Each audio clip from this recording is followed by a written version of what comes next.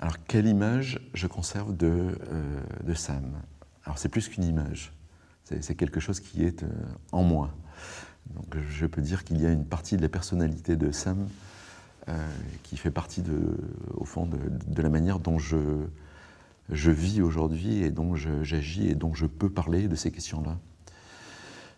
Mais la première chose que j'aurais envie de dire, c'est qu'il aurait fait un formidable professeur d'histoire. De par ses qualités humaines, ça va de soi, c'était quelqu'un qui savait parler aux autres, une grande proximité avec tous ceux qui l'approchaient, et en particulier avec les élèves, il avait une chaleur, une manière de leur parler qui faisait que le message passait tout de suite, une forme d'empathie qui se nouait d'une manière, on va dire, assez spectaculaire. Et donc, je pense qu'il aurait su, de ce point de vue, enfin, il aurait pu faire un professeur de grande qualité, j'aurais aimé l'inspecter. Mais c'est surtout par la qualité de son message. Je pense que ça a été dit, d'ores et déjà. Outre le témoignage au sens où on l'entend, c'est-à-dire restituer un récit de ce que l'on a vécu, Sam a su y apporter une dimension réflexive très importante, faite d'apports de la philosophie, il a beaucoup lu, et donc il amenait les élèves à réfléchir, ce que j'ai vécu, je n'ai pas envie que vous le viviez, donc comment peut-on faire?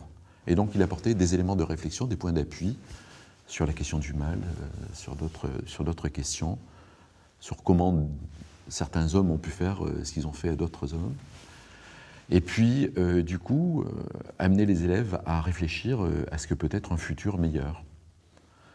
Donc, il y a là, quelque part, une réflexion dans la qualité du témoignage de Sam à nul, disons que je n'ai pas rencontré très souvent, et pour tout dire, presque jamais en dehors de lui. Voilà, je crois que c'est ce qui fait la qualité première de Sam et ce qu'on a envie d'en retenir pour ce qui nous concerne lorsqu'on leur parle de transmission. La transmission, il savait ce que c'était et comment il fallait la conduire.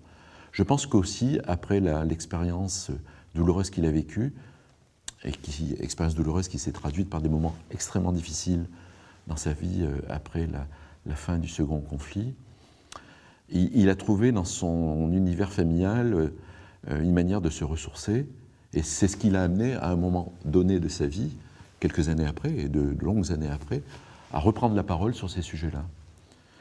Puis des amis lui ont dit aussi qu'il fallait qu'il en parle, parce qu'il en parlait évidemment avec à la fois beaucoup d'aisance et surtout beaucoup de qualités humaines et philosophiques. Et puis il a fait aussi, on a parlé tout à l'heure de travail de mémoire, il a fait ce travail de mémoire, il a fait ce travail sur lui.